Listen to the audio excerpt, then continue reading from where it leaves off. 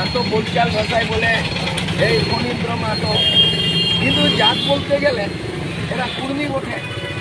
যেমন যদি কাকে মাঝি বলি তাহলে মাঝি মানে সান্তাল, আর সান্তালদের আছে, টাইটেল আছে, টোটেম একটা আছে, গোত্র আছে, পেশরা আছে, মুর্মু আছে, সোরেন আছে, টুডু আছে। তো যেভাবে টোটেম সান্তালদের, মুন্ডাদের, উরাওদের আছে, কুর্মীদেরও তেমন আছে। বাঙালি বলতে গেলে ওই ব্যানার্জি চ্যাটার্জি, আর বিহারি বলতে গেলে চৌবেজি পাণ্ডেজি, বুঝলেন? তো এইগুলো টোটেম থাকে।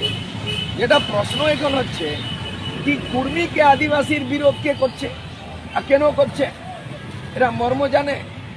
আমি একটা সন্দেশ দিতে চাইছি। আজ সকালে এই প্রভাত পেরিয়ে আমি বেড়াইছি আর ফণীন্দ্র মাহাতোকে খুঁজে খুঁজে পাইছি। তো আমরা মাঝি মাহাতো কীভাবে আছে কে বিভেদ করতে পারবে? ঘোড়া বাঁধার একটা উদাহরণ বলি। আমি যখন 1971 সালে আমার বাবা গ্রাম সেবক বনে ট্রান্সফার হয়ে আসলো ঘোড়াবান্ধা পঞ্চায়েতে, আমি ছোট ছিলাম, ওই মানে 6-7 বয়সের আমার বয়স ছিল, ছোট বছর।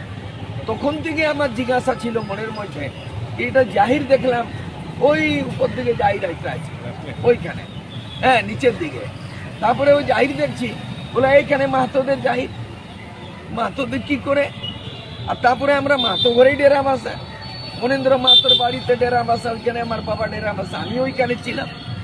তো ওই বুড়ো লোক, বুজুর্গ লোক, ও মুখিয়াও ছিল আগেকালের সময়ে ঘোড়াবাঁধা পঞ্চায়েত, মহেন্দ্রনাথ মাহাতো সরপঞ্চও ছিল, আর বিদ্বান, রামায়ণ মহাভারত সব ইতিহাস ওর কাছে।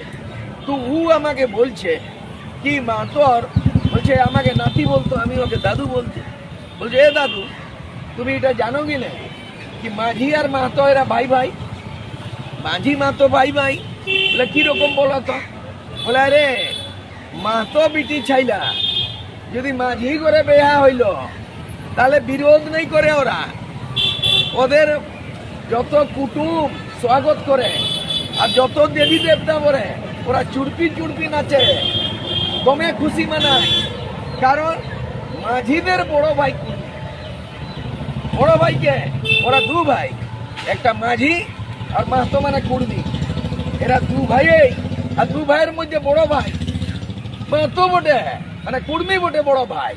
সেই জন্য বড় ভাইয়ের যদি বিটি ছাইলা কিংবা মাহাতো মেয়ে যদি মাঝি করে সান্তাল করে বেহা করে বহু আইছিল, ওটা বিরোধ নাই, ওটা জাতি।